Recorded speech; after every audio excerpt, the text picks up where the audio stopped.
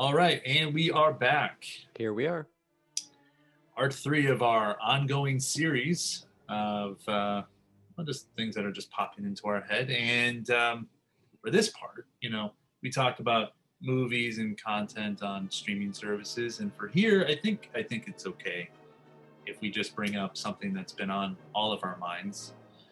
Die Hard, of course. Of course. Of course. We talk Tis about the it season. every year. 'Tis the season, for sure. It may or may not be a Christmas movie. I did watch it on Friday, as I told you. And Yes, and by myself, did a very deep dive. which normally you wouldn't do. You wouldn't watch. It's been it a by while. yourself. I've watched it by myself plenty of times, but it had been a long time since, like you said, we had not done an official night during the holiday season. So we ended up not doing it this year out of trying to follow some guidelines, trying to be safe. I've heard this. So, and this would have been the year to do it. I mean, we really decked the halls, literally. There are Legos everywhere, just a giant tree, the bar set up, just like lights everywhere. But yeah, this would have been a fun year. New place, a little bit more room, all that good stuff. But Die Hard Night still happened, an abridged version. But I guess this is a good time to like fully invest into Die Hard. So I have my thoughts. I was wondering when is that party line joke no longer going to be relevant? It is no longer relevant, but what point is no one going to understand that party line reference in Die Hard? What is this, a party line? Yeah, it's a party line. The neighbor's got itchy trigger fingers. Itchy or whatever trigger fingers, yeah. There are a number of things in that movie that don't make sense anymore. Just having watched it again. Yeah. Telling you it can't be done from here. It's got to be done downtown. Kelly and I had a debate last night talking about like what was the point of that scene. We were trying to figure out like to cram more New York accents into that movie for some reason. I mean, I figured it had something to do with just like characterization, right? The FBI doesn't care. They're like, look, you got to shut everything down because that's what you have to do. Obviously, they were going to shut down the power anyway, but why such the protestation of the people of the? It seemed like the guy in the manhole and his boss. It's like, why were they protesting so much? And the guy was like, no, I can do it from right here. He's like, it can't be done. I got a thing. I got a thing. So, and then what did they end up doing? Did they shut down the power grid for 10 square blocks? Is that what they did? I think so. He had to call it in to, it was Walt who had to call it in. Right. And I'm just, And so we were just kind of like, well, I never thought about it before, but it's like, why are we arguing about this? That's a good question. Shouldn't the FBI? I don't know. I mean, they have authority there, right? And they could just be like, "Yeah, you need to shut it down." He's like, "No, you can't." And Jesus, Johnson, it's Christmas Eve. You have to go lighter, Mayor's gonna have my ass. All that stuff, So who are we supposed to root for? Certainly not the FBI. At least not. No, it's like now we're on the side of the cops because they're like, no, I don't think we should do this. Do you think one of the Johnsons is more likable than the other? The younger guy, the guy that was in middle school during Vietnam, the guy that's kind of learning from the asshole Johnson, the guy that you said is apparently 37 when he was in that role, but it looked like he was 57. Yeah. Do you think one of the Johnsons is better, is nicer? We let him sweat. Then we give him helicopters. Yeah. Straight up the ass. I would say that a victim of his training, a victim of his circumstance. Well, this is going to sound weird. The white Johnson. That does seem to be a theme with the African American characters in this film. They seem to be more reasonable than the white characters. Definitely more of an of a confidence of like, I don't care what I do. I think you can make that argument. But Robert Davi, the elder Johnson, is definitely more brash. He's the kind of guy who seems to like Like he misses Vietnam. That's the kind yeah, of guy he yeah, is. yeah. He seems kind of like if Bruce Willis was more jaded. Like, I don't care what I have to do. I'm gonna do this, and you can't tell me what's up.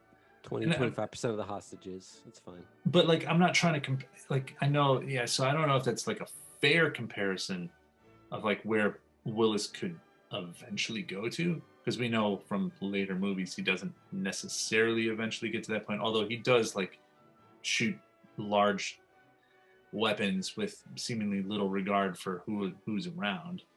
Um, but he's definitely more of a jerk, whereas the younger Johnson is just kind of going along with it. Yeah. You know, he's tacitly approving. You know, he's in the helicopter, like, I can live with that. You know, I don't know. I don't know if there's anything deeper to it. I don't know. Well, let me ask you a follow-up question then. Yeah. Why is the call sign Abe Lincoln 30? Why do you think that is? Where did that come from? I know it's Al, right? But why Abe Lincoln 30?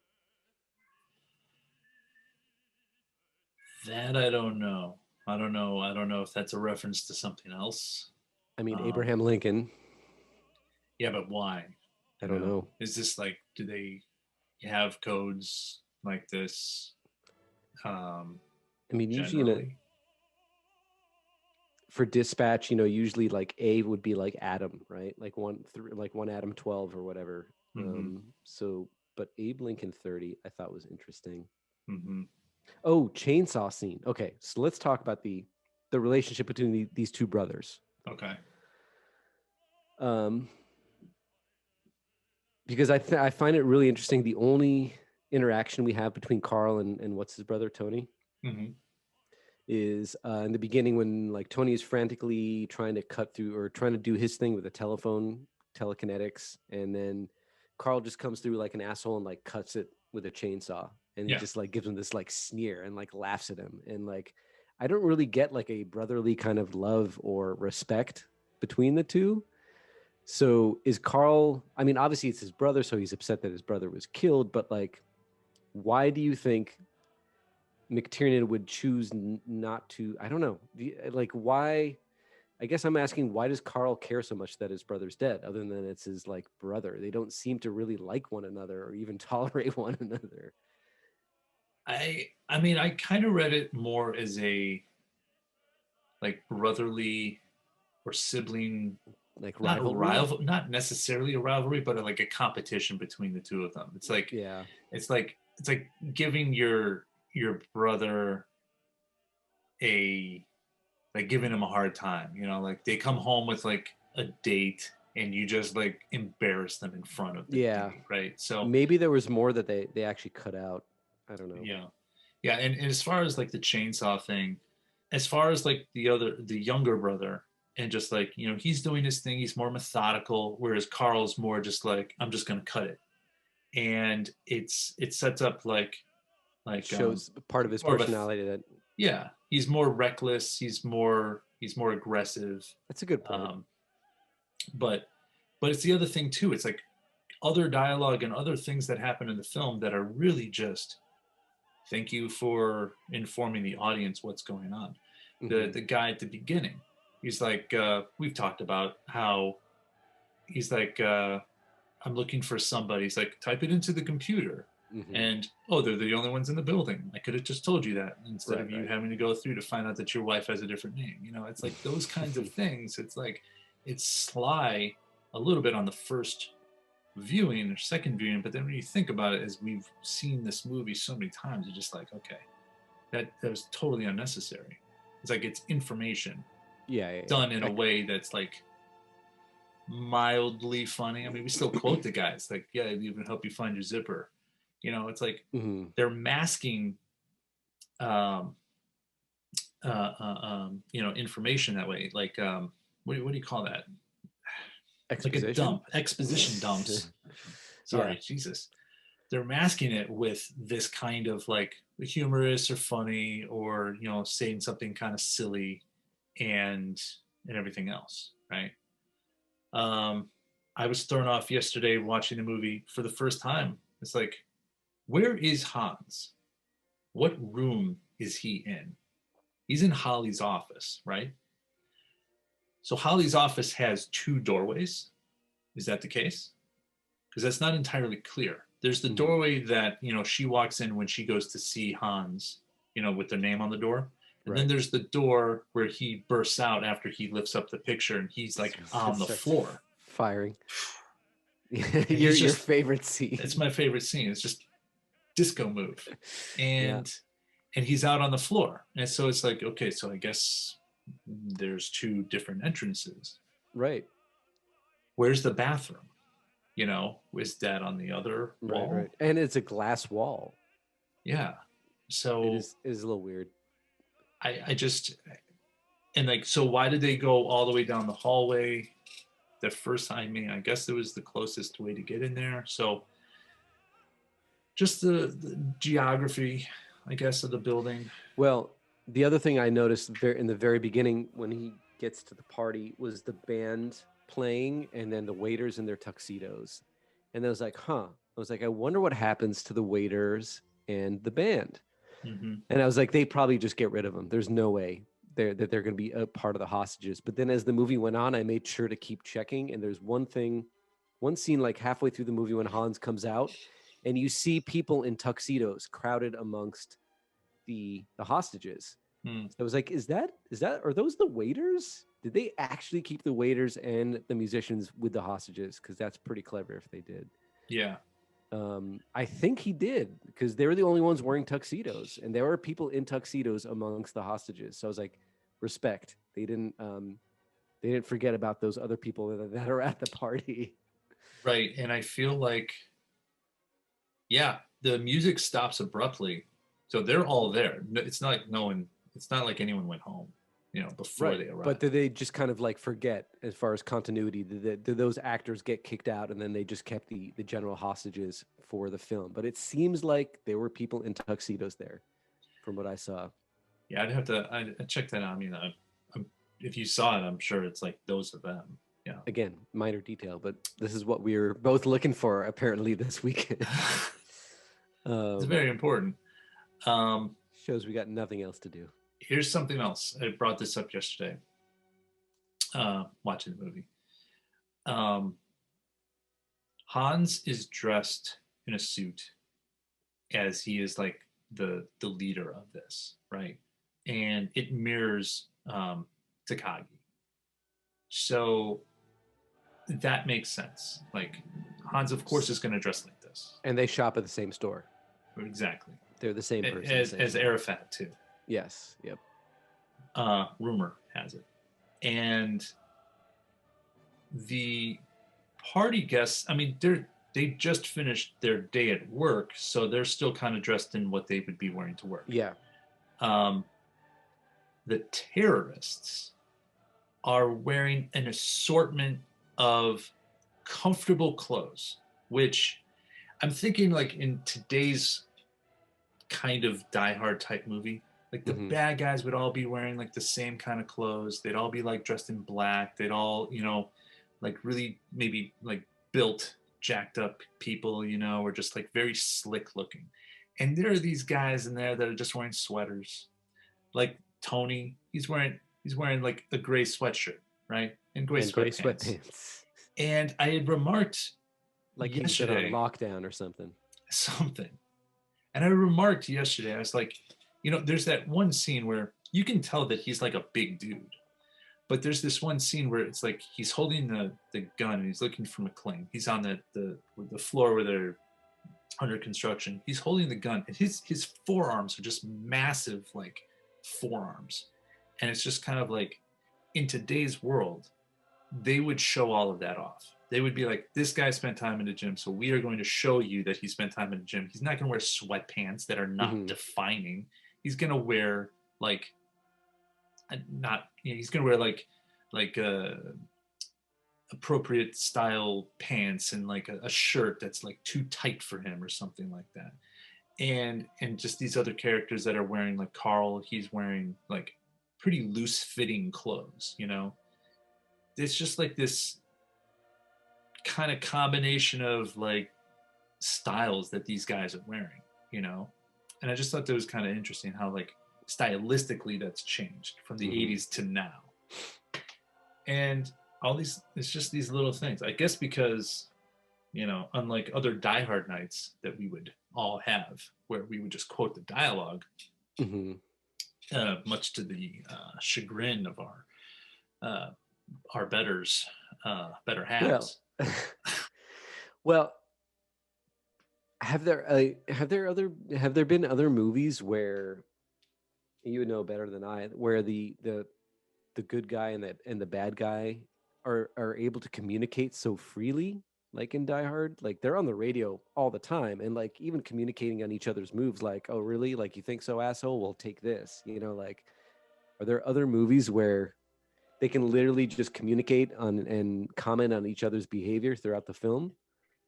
Because I like the fact that they're on on that radio and they could hear what's being said all throughout the movie, and taunt each other through the radio, which is a big part of the film. I know in Speed, Dennis Hopper would call up what's his face periodically, like, don't do that, you can't do that. But it wasn't really a two-way street. It was kind of like Keanu had to like wait for so and so to Dennis Hopper call him up. I can't think of, I mean, maybe, sure, but I can't think of anything off the top of my head that would be like, oh yeah, that's definitely, you know, something that a trait that Die Hard had. I don't know how many times it's said, but they mentioned the man upstairs a couple of times. You know, like once referring to Hans and once referring to, I don't know, God. Yeah. I guess it's up to the man upstairs. Oh, and then no, Ellis goes, man upstairs up, but the guy upstairs is it up. I mean, there's so many levels and layers in that film. But well, you mentioned to me earlier that when Holly sees John for the first time since the kidnapping, yeah, and she says Jesus, as he's looking pretty beat up. Well, it's after the scene with the glass, so he's bleeding from the feet. It's like stigmata. He's been sacrificed. He's, you know, it's not heavy-handed, but it's I'm surprised that I don't notice it every time I watch that film. She literally refers to him as Jesus at the end of that movie. And it's a Christmas film, allegedly. Yeah, well, we're in that time of year where everybody debates this over and over again. At first, I was like, "Oh, it's just happening because, you know, people, you know, a few years ago when we were talking about it." It's like, no, it's every year. Every year, people are still wondering. Yeah, I mean, literally, they say the term "Merry Christmas." So if the phrase "Merry Christmas" is uttered in a film, to me, it's a Christmas movie. Yeah. So, argument over. The video that I saw recently from whatever Cinemassacre, he was making the debate. He was like, Die Hard, I don't remember if he said Die Hard was not a Christmas film, but he was like, Batman Returns is a Christmas film. And so he's going through his reasons, and it's like, you know, those episodes to me are fun, but they're really just like, you know, here's a thought. There's no snow in the movie, therefore it's not a Christmas movie. And it's like, you know, there's a lot of places that don't have snow. It's like, why does there have to be snow? Right. But then I was like, I thought I would be really clever. And I was like, well, Ellis was doing blow, and sometimes blow could be snow. So and like it snows at the end with papers. Right. And he brings that up and he's like, that's not snow. That's paper. And it's like, okay. But I was going to put that in the comments, and someone already beat me too. And I was like, all right, well, that's it. My life is over. So, well, that's the way that one went. I don't know. Die Hard is still it's still a great movie. Trying to come up with the drinking game for it. It's very hard. It's very difficult to come up with, like, first of all, drinking games themselves. Why does it have to be a game? Yeah, it doesn't need to be a game. It's not a game. It's serious business. It's a very serious piece. It's very serious. See, that might be my favorite Eddie Murphy. It's serious. That I know might it be is. my favorite. I know it is. Yeah. Trading It's a good Places one, isn't too. bad. It's the John Landis and, well, John Landis didn't do Beverly Hills Cop, but yeah, Martin Brest. That's the guy. Those three films are just like Eddie Murphy at like his peak.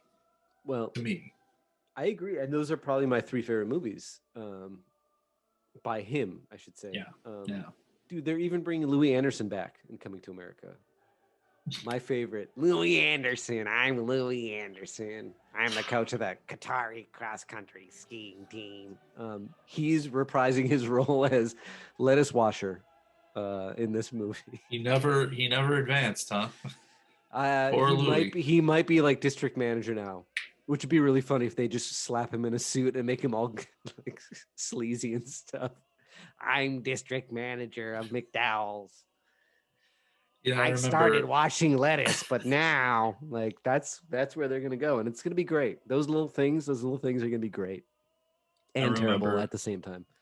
I remember when we were doing the Die Hard thing, the first year, and we were at your place. You know, we had gifts and everything like that, and then there was that one part where we were just riffing on like what happened after the events of Die Hard. You know, like John's going to the hospital, right? And you were, you know, John, John. But there was that part where you're talking about Louie Anderson. It's like, I thought Hans fell on Louie Anderson, like it stopped his fall. and Louie Anderson, it's like, has anybody seen a Wiener Schnitzel? Oh! I don't remember any of this. I will find it and I will attach it to this. Excellent. You should. I will. Hans is being taken. They're all being taken to the morgue. Right. Well, didn't Hans live? Didn't he fall on Louie Anderson? Yeah. Yes. He just happened to be. He just happened to be walking around there. He was like looking for a Wiener Schnitzel or something like that. Has anybody seen a Wiener Schnitzel? I'm starving. Ow! Ow! Yeah. Plop. I'm not scared. I'm curious to see what pre-pandemic Ara looked like and sounded like. It was fun. It was good. Mustache pandemic Ara is a different person at this point. You go in the Tom Selleck route. So. Yeah. It's been good. All right, sir. Thank you. I had a good time. That was fun. We're back, baby. We'll get there. We'll do something. Boys back together. All right.